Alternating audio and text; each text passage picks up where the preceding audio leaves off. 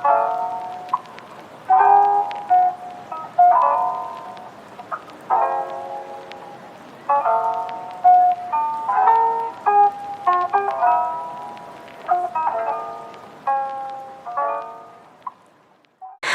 everybody, so today we're going to be reading Abyssal Attractions, Yandere Creature X Listener Up in Here.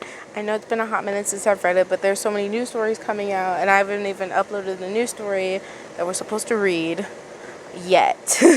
It will be uploaded soon, don't worry guys, but I just wanted to go back to this one so this one doesn't fall too behind, and we're almost done with it. Alright, anyways, we are currently in chapter 28, but we're going to go back a chapter for the purpose of the recap. Basically, if you guys don't remember, we basically got kidnapped from Hulin somehow by these guys, army men looking things, and we were in a helicopter, and we sadly, I don't know what, I don't really know what, we just kind of we just got kidnapped, that's all I can say, by military men. They helicoptered us to a destination. It's like a military / science base. They take us to this let me see, to this doctor lady wearing a doctor coat. I don't know if she's actually a doctor, but maybe someone more important into the story.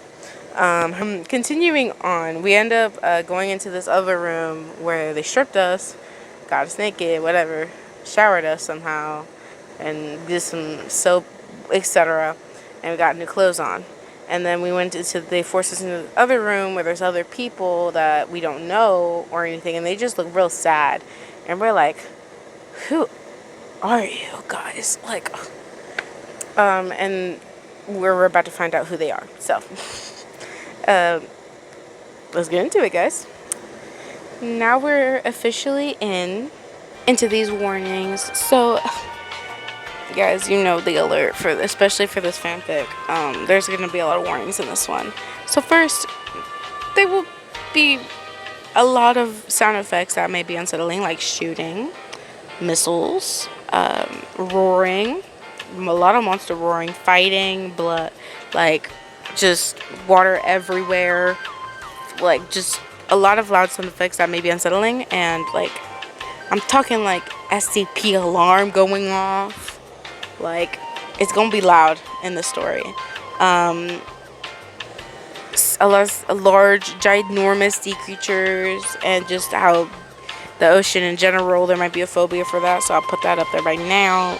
But you probably shouldn't be reading this story or listening to me read the story, especially if you have this phobia, but I'm not here to judge. There'll be a lot of blood, gore, severely, and people dying, falling to their death specifically. There will be mass murders mentioned here, and some sad stories from other people. Let's just keep it to that. Mentions of kidnapping and taking people practically hostage, I would say. Disembodied limbs being mentioned, poison, venom being mentioned, needles, panics, and overthinking, over worrying, to the point where all you could do is really space out, try to get out of it. It's bad over here, in the story. Just people constricting you as well, like full on preventing you from going where you want to go, like. Think of it as like getting arrested, but like more aggressively and with like 3 other people. Like, it's gonna be a little claustrophobic, if that makes sense. And dragging you to wherever they need you to go. Yeah. And if I have any more warnings that I forgot to warn you guys about, they will be on the screen right now. You guys have been warned. Archer, Butcher, and Seeker. Their names were Ko, Asha, and Adamu. Ko was a Japanese man whose name meant peace. Asha was the middle-aged Indian woman. Her name meant wish. Lastly, the old African woman was Adamu, Adimu. Her name translated to rare in Kenyan. They were all people who were just like you, taken from their homes and families by the same species of creatures that Hulan was.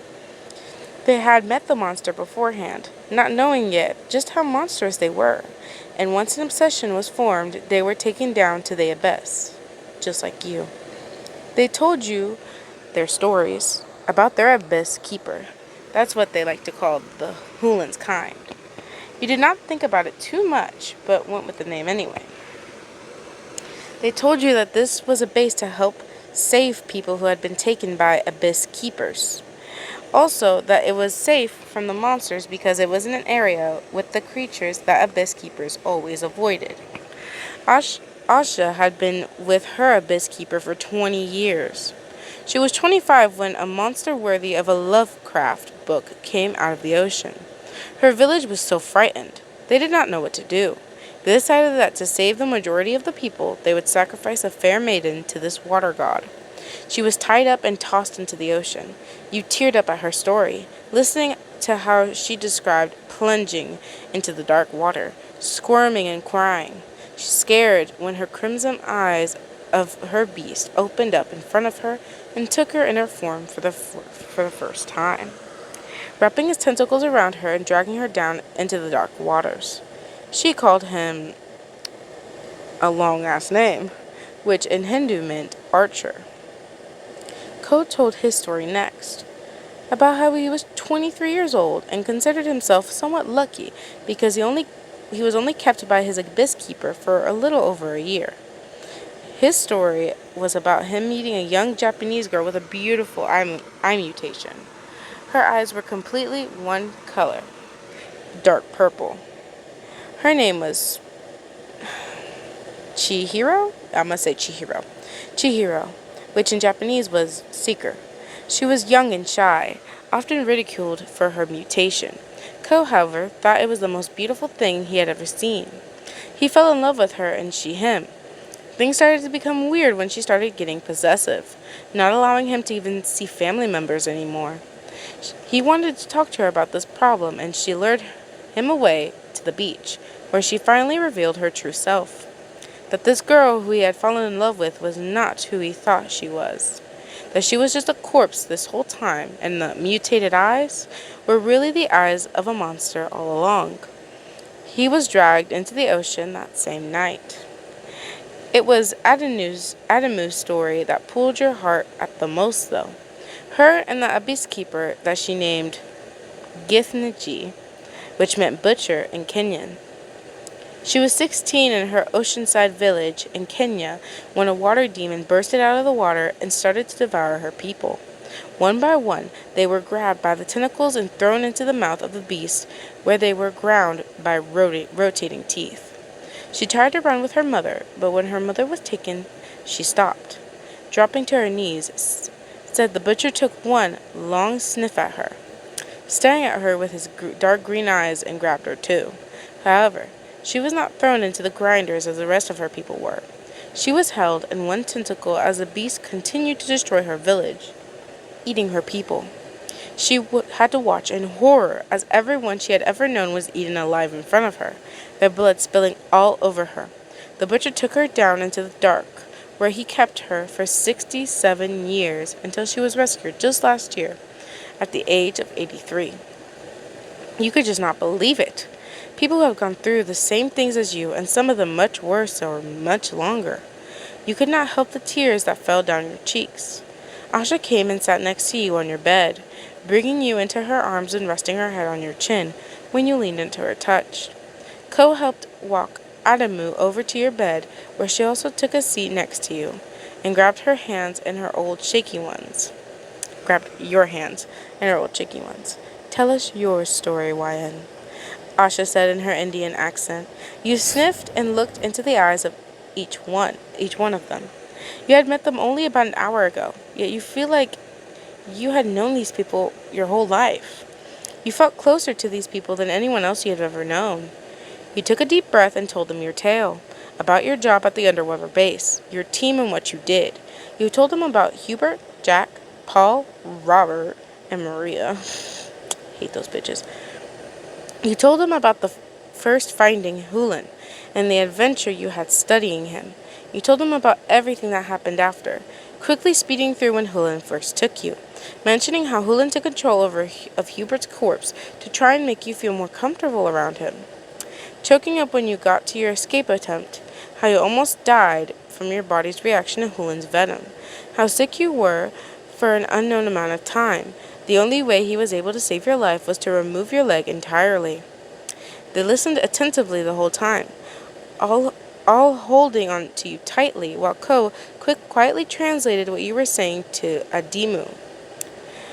Asha still rested her chin on your head, and you could feel the drops of her tears as she cried at your tail as much as you had done to hers.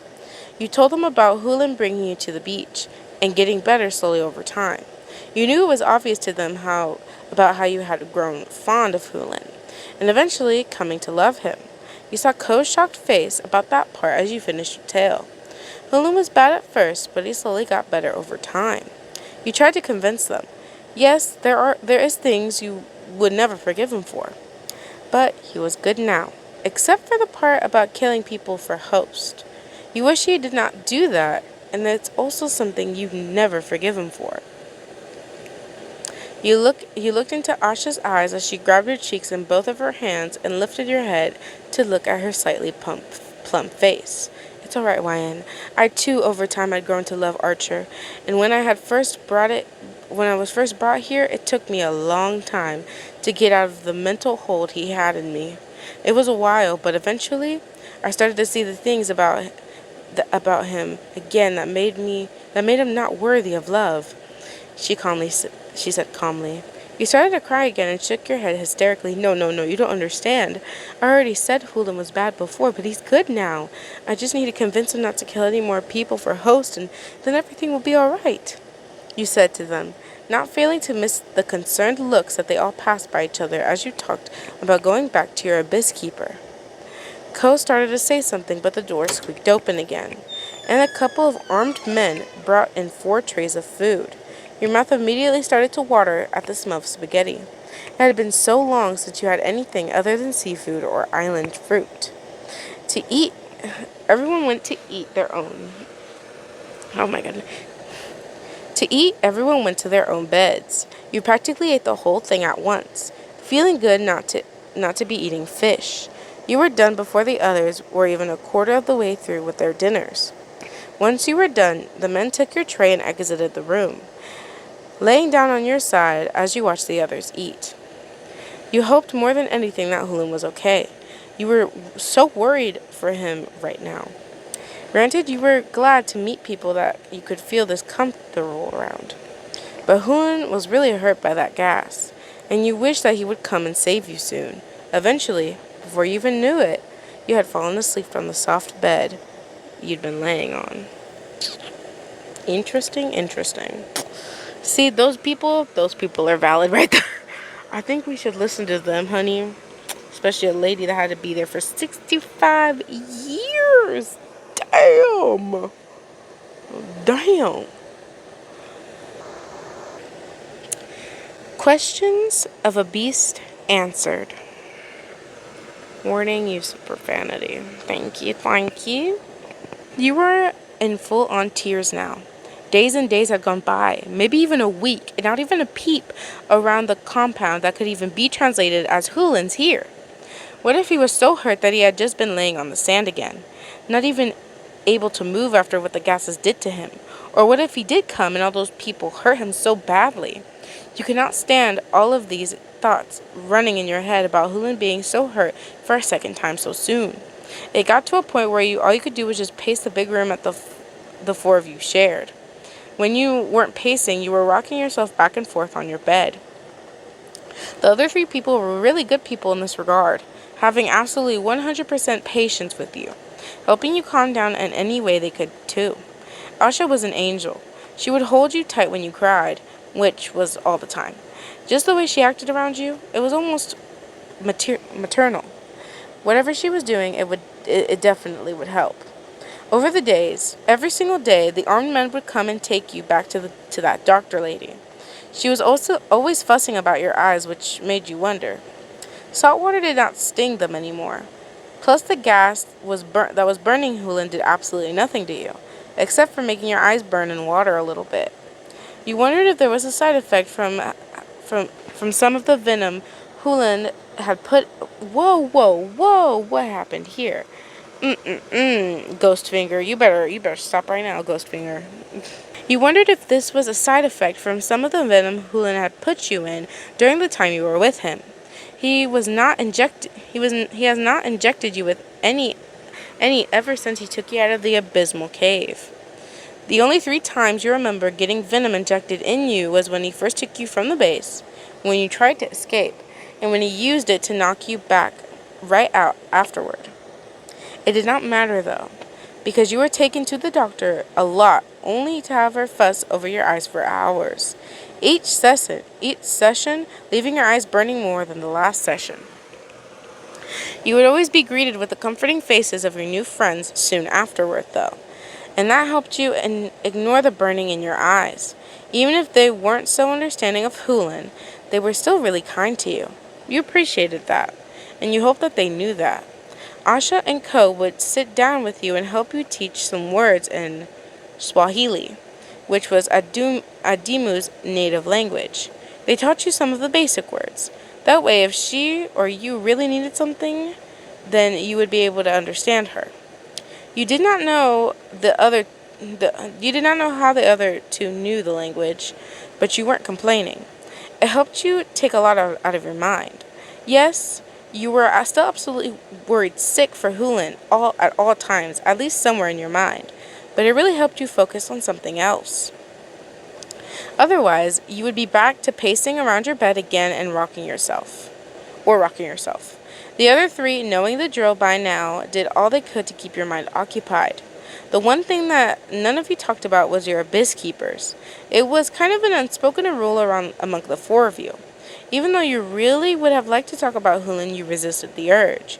Plus, you did not want to bring back up the bad memories for them from their abyss keepers. Even if you liked yours, it did not mean that they liked theirs, especially Adimu, as literally butchered her entire village and spared her for reasons unknown to herself. At the moment, you smiled lazily while Asha sat behind you, brushing out your hair with a jeweled comb.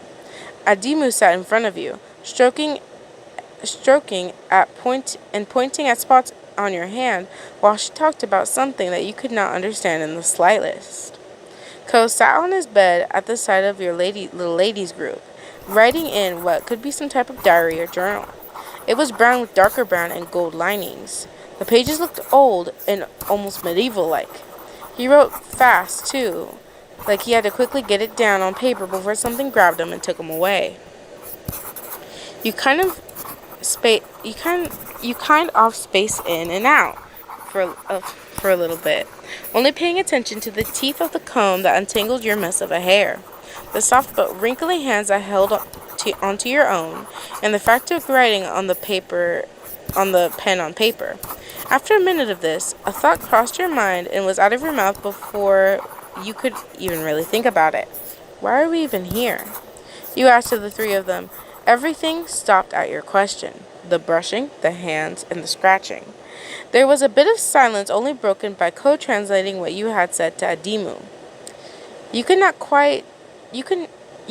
quite tell what kind of silence it was. Was it a bad silence or neutral silence? Did you say something wrong, or were they just trying to think of what would be the best answer? It was Asha who responded to your question first. What do you mean by that, Wan? She asked in her heavy Hindi accent. You turned your head to look at her. She still had one hand in your hair, while the other one was still raised mid-stroke. Her brown eyes were creased ever so slightly, confused by your question. I mean, if they're trying to keep us safe from the monsters in the ocean, why did they do it in the base in the ocean? Would it not be better to take us to land? You asked your small group, not paying attention to the background voice of Ko, who translated everything you said. Again, they were silent for another moment. Though only Asha and Ko could really ever answer your questions anyway. Though you felt like this silence was much more of where they were was was more of one where they were trying to think of what they could my English of what they could say to word it best. It was Ko this time that answered your question. The abysmal monsters will follow us there. They fear not the monsters that reside on the land.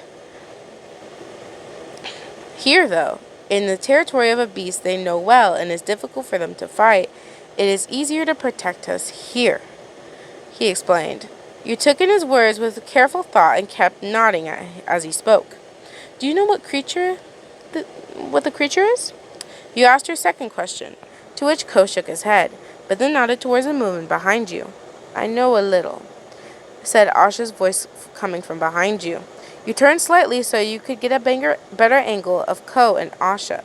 You squeezed Adimu's hands in reassurance as you did and received a light squeeze back.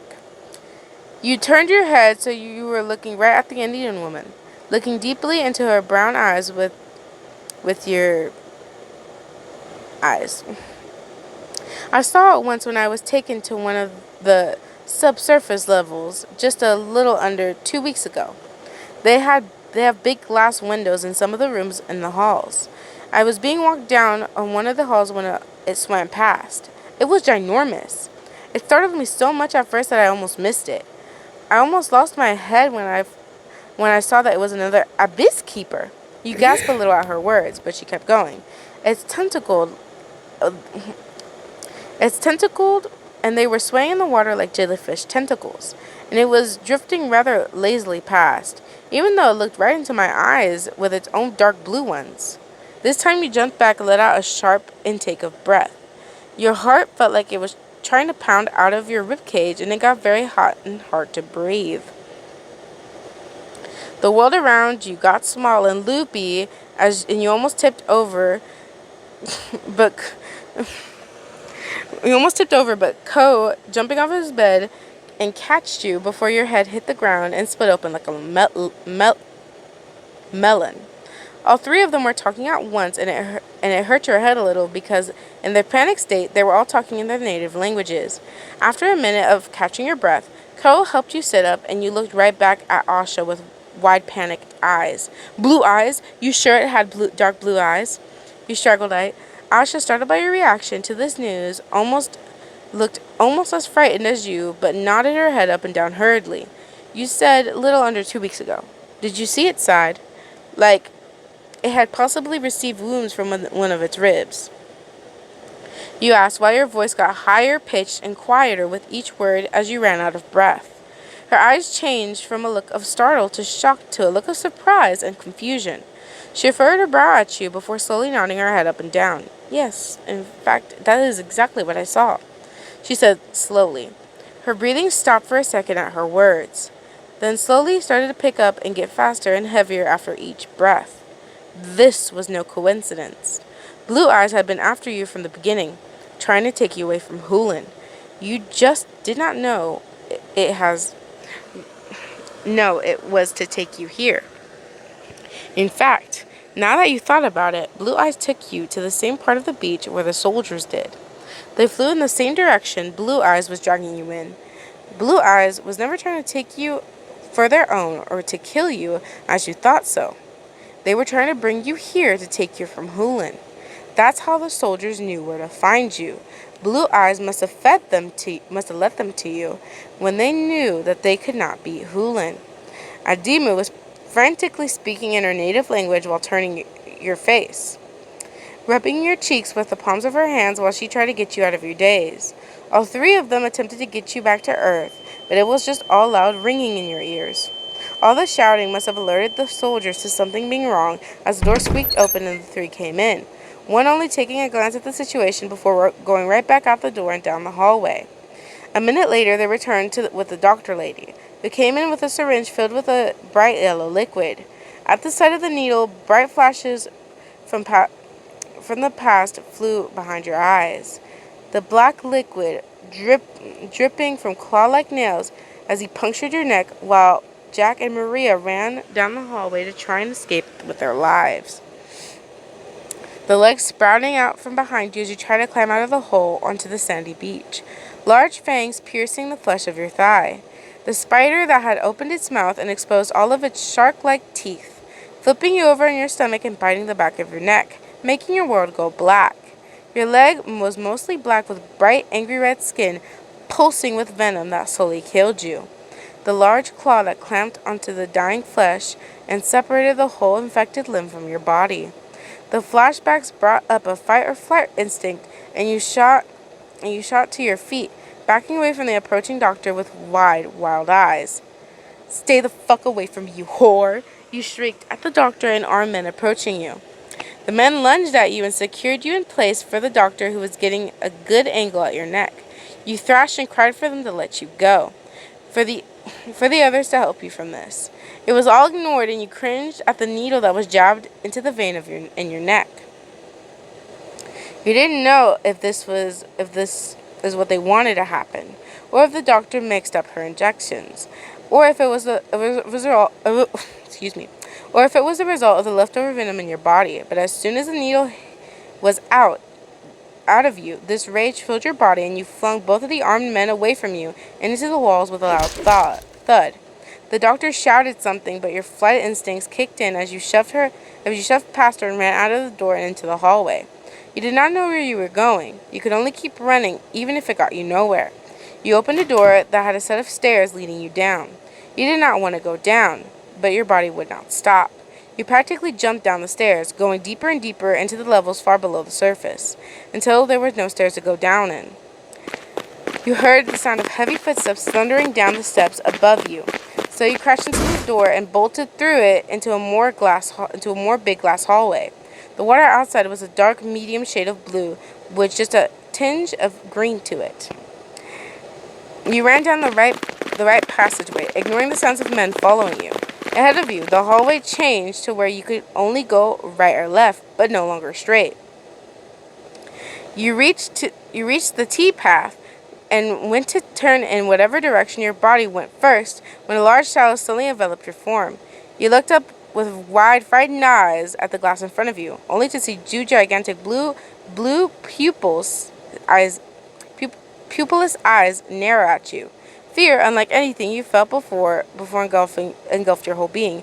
"Hulin!" you cried out with all your might, praying that somewhere behind that glass he heard you and was coming for you right now. Oh, goodness gracious. A battle of 5 colossals. Dun dun dun. This is going to be a long chapter. Whew. Your cry echoed all down the hall. The gigantic blue orbs on the other side of the glass never left your form and studied you meticulously. You stared back, the emotion in your eyes of great terror compared to the monster's intrigue. You did not know if it was the shade of the water or something else, but the skin of the beast seemed to be a dark gravel color with an emerald green hue. You did not notice it at the time because of all the adrenaline running through you, but the hallway was quite big, bigger than ever it actually would need to be, giving you a good look at the monster in front of you. But only its head, really. Maybe it was why it was so big, so the people here could see it. Tentacles thicker than tree trunks planted themselves on the glass of the hallway as if the monster was trying to get inside to grab you.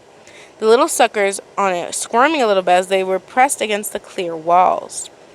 You turned around to continue to run, but turned and ran straight into the chest of one of the men that was chasing you. You did not hear them coming up to you. The terror of seeing the blue-eyed monster in all of its glory probably caused all other senses besides sight to shut down. You struggled in the firm grip of the man that helped you, smacking him in the arms and trying to kick his leg that made him make him lose his balance. Your efforts were dwarfed when two more pairs of hands grabbed onto you from different sides. No matter how much you thrashed, you could not shake them. You don't know what let you fling the other 2 men off just moments ago, but it must have left. Eventually, you knew it was useless fighting these men, and so you went limp in their grips, letting them fix their grips on you. As you started to get dragged away, you looked back up at Blue Eyes. Your eyes immediately flickered over to this other side, to the side of the ocean monster, though. For In the distance, a giant dark-shaped materialized out of the blue, surging through the water like a torpedo at the monster who had its back to it. Its body was thick and bulky like a barrel, and it had its massive legs tucked into its side to allow it to move faster through the water.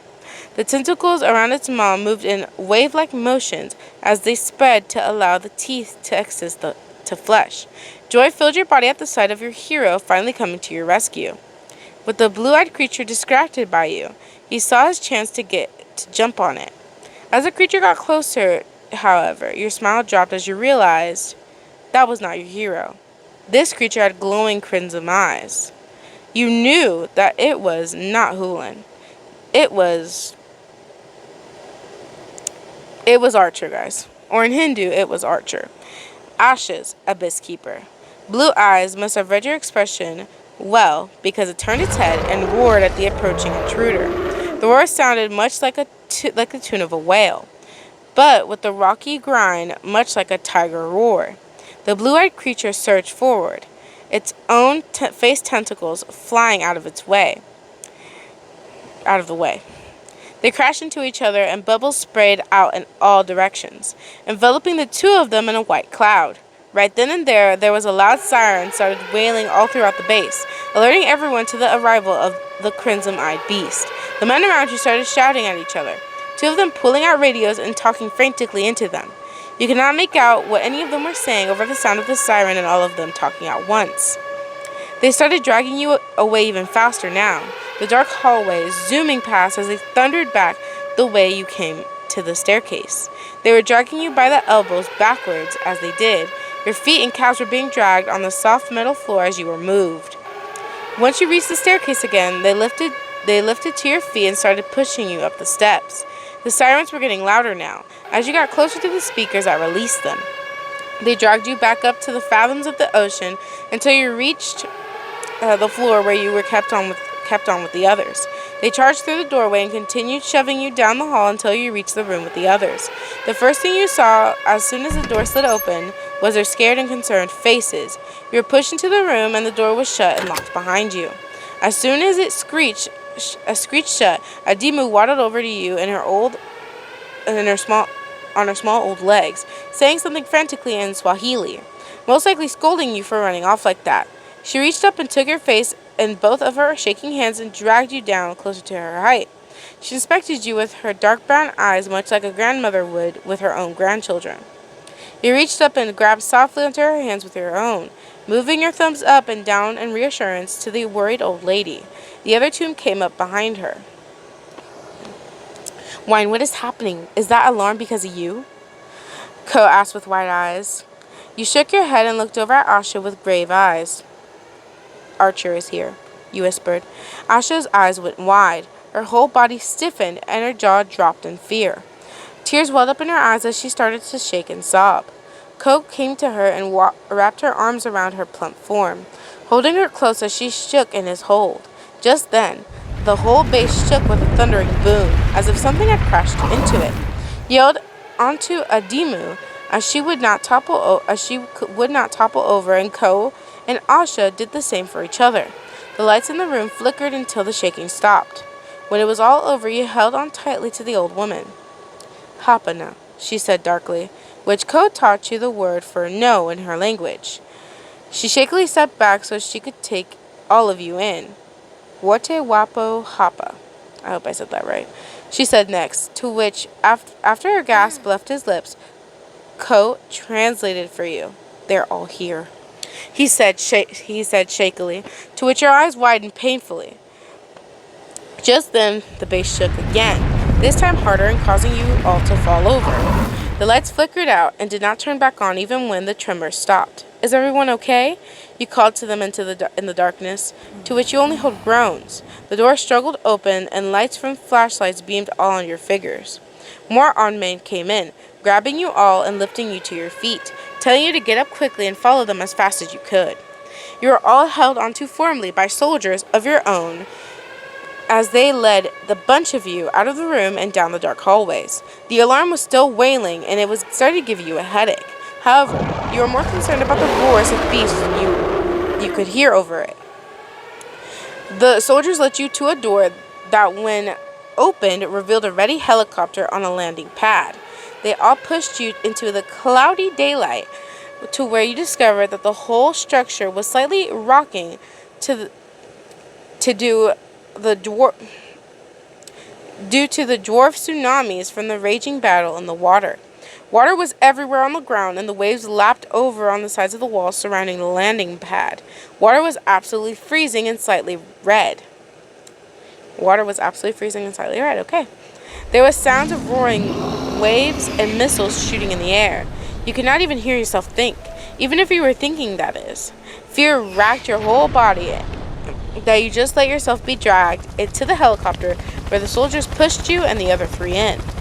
As soon as you were in, two of the men climbed in, and then the helicopter started to lift.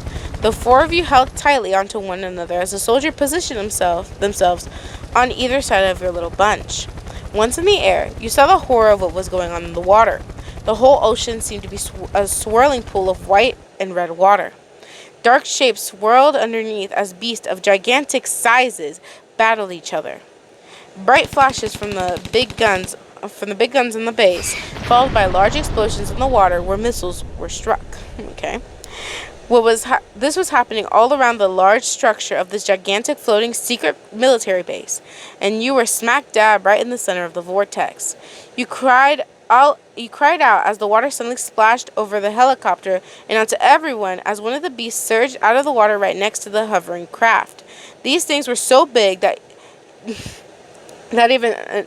even so high up in the air, they were still mere level with you.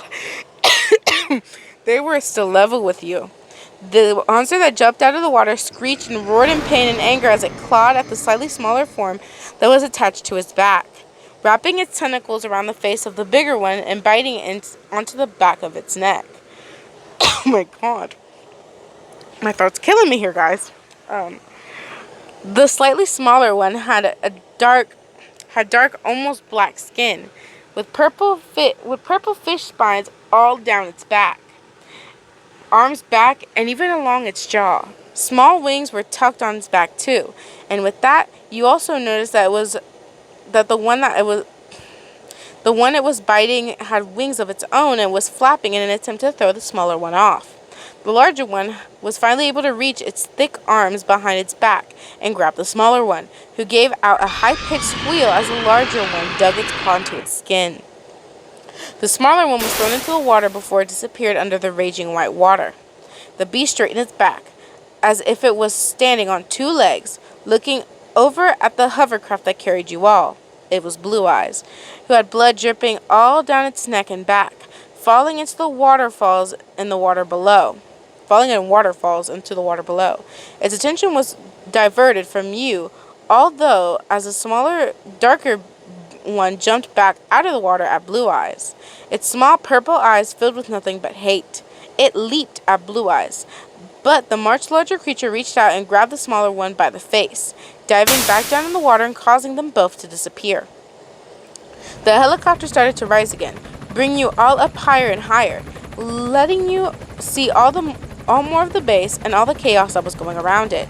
Suddenly, the water shot up around the edge of the base, and two more monsters appeared from the raging whirlpool, both climbing onto one of the floating metal structures that surprisingly held the weight of both of them rather well for their sizes. Even so, the base still started to crack and bend, parts of it sinking down under the surface. From this height, you were able to see just how big the base truly was. It was the size of a town, or at least it seemed like that when you were still in the center of it. One of them had dark green skin and really dark, almost black-green eyes. It also had wings, with the webbing being a lighter shade of green than the shade of its skin. It lowered its tentacles down to metal structures of the base and started to tear pieces off. The other one was a pale sandy color, with the biggest wings that you had seen of the bunch so far. He had large black jellyfish blobs on his neck for gills. His black eyes searched the top of the structure, reaching up his gigantic feet and crushing the smaller missile guns that shot at him. All the sounds seemed to stop reaching your ears when your eyes landed on him. You did not even feel the wind from the helicopter blades or the cold from being splashed with the cold ocean water. Both of the beasts had their tentacles lowered, feeling the base for things. At one point, their tentacles got too close and accidentally intertwined, causing the both of them to lift their heads and roar at each other. They threw their heads forward and bashed them together in a booming headbutt, before starting to wander in different directions, the green one ripping at certain structures and tossing them into the frenzied water, Hulan crushing smaller guns with his feet. The helicopter hovered in the air, a pilot trying to locate an opening to fly through. The four beasts were above the water now, and even though one of them was supposedly on the good side, the helicopter was still surrounded, and the pilot did not want to catch the attention of any one of them that did not have blue eyes. He had to make a quick move. He had to make a quick move, though. If he did not, Butcher was getting closer and closer with every second. He would see the hover draft if it did not move within the next minute, and an opening when he found blue eyes, and the seeker dove under the water again. You moved the helicopter in the direction of the opening, bringing you farther and farther away from the center of the base, and the two monsters were closing in on it. After a minute, it was not flying above the base anymore, and it was now over open ranging of white and red water. It seemed like there was some type of storm coming, as it was so cloudy and gray that you could not see that far in the distance. Suddenly, the water right below the helicopter surged up, and a gigantic ruby-colored beast with angry crimson eyes jumped up from the wild ocean. It flapped its wings to get more momentum, as it slashed its tentacles at the craft. Its tentacles ranged in all sizes, to ones bigger than oak tree trunks, to ones no thicker than fire hydrant hoses. Archer's tentacles smacked into the side of the helicopter, causing the whole thing to fly out of balance. Everyone inside flew around. You gripped onto some handles that were into the ceiling, while Co next to you held onto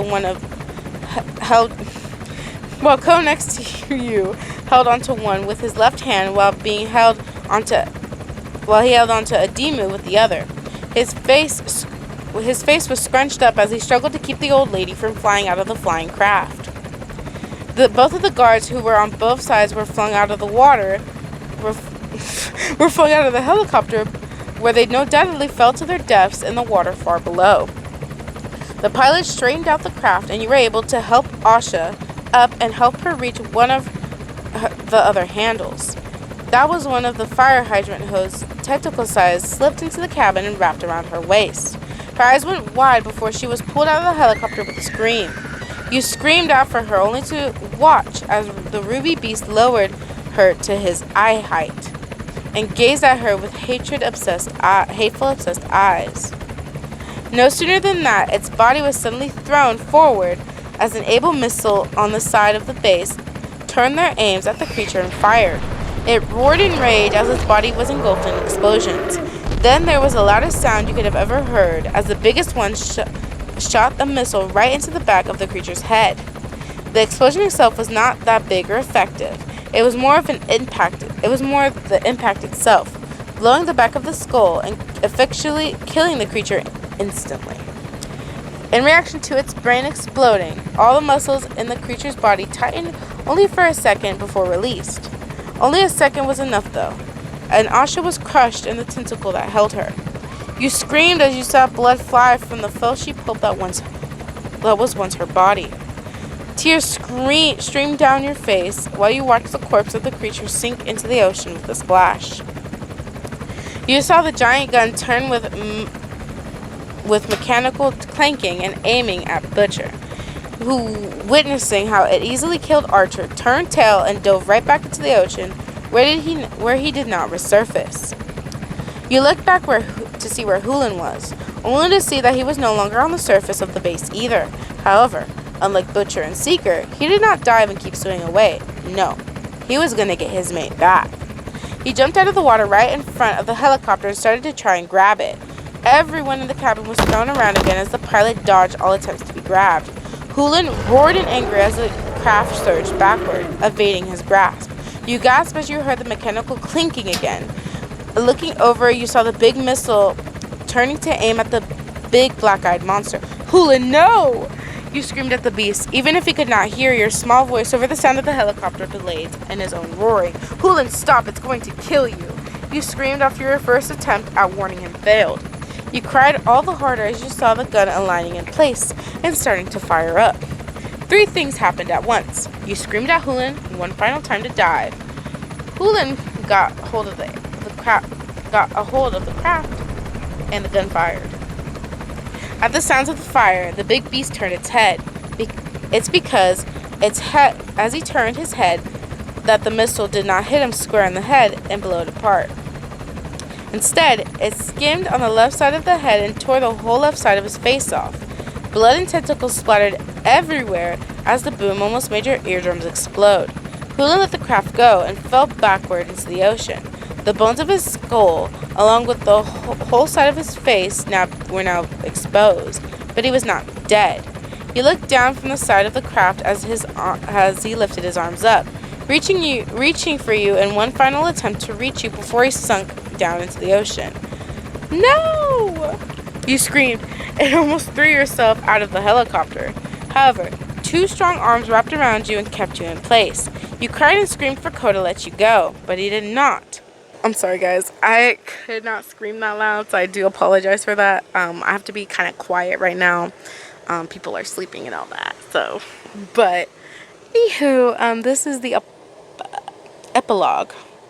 You walked on the dull, slightly windy beach in the early morning. Ko and Adimu were behind you in the distance, looking down at the ground to see if they could find seashells to add to their little collection in the bucket Ko held. Almost a year had passed since the death of Asha and Archer. You had not seen nor heard any signs of Butcher, Seeker, Blue Eyes, or Hulin since. But every day, the scene of him with only half a face sinking into the ocean haunted you. You did not know if the blast from that missile killed him or not. You could only hope not, since he was not dead when he sank into the ocean. So until then, you would wait for him to come home to you, and Ko and Adimu walked past you, talking among themselves about what they were going to do with all those shells. You had not realized you stopped walking. You watched them walk further into the fog as a cold wind blew over you. You shivered. Then turned your attention down to the squirming bundles in your arms. You reached your hand over to tuck the blanket closer to your son's face, his little tentacles reaching up and wrapping around your fingers. You smiled at the little Chihulu in your arms. "Daddy's coming," you said to him, looking at him with your orbs as he stared back at you with its pure white ones. Abyssal Attractions will continue. Guys. Wow, that is insane. Just just wow. Anyways, guys, what did you guys think of the story? Did you guys enjoy it? Did you guys like the whole thing behind it? Let me know in the comments down below. Did you guys also expect those kraken, like more krakens, guys? A trillion more krakens available apparently, and in different color shades, lookalikes, other things. And also, do you think Blue Eyes is still alive and Hulin? Let me know in the comments down below, guys. For me, I think Hulin's still alive. Probably Blue Eyes. He was kind of left out as they talked more about the other creatures, but probably, he's probably dead. Probably. Or went into hiding or something like that. Who knows, guys? Who knows? Anyways, your girls sadly gotta cut this short. I'm so sorry, guys. I hope you guys did enjoy it, though. Like, subscribe, and hit the notification bell for more amazing videos, guys. Anyways, try not to get too off track here. Sadly, your girls gotta go, guys. Bye and peace, y'all.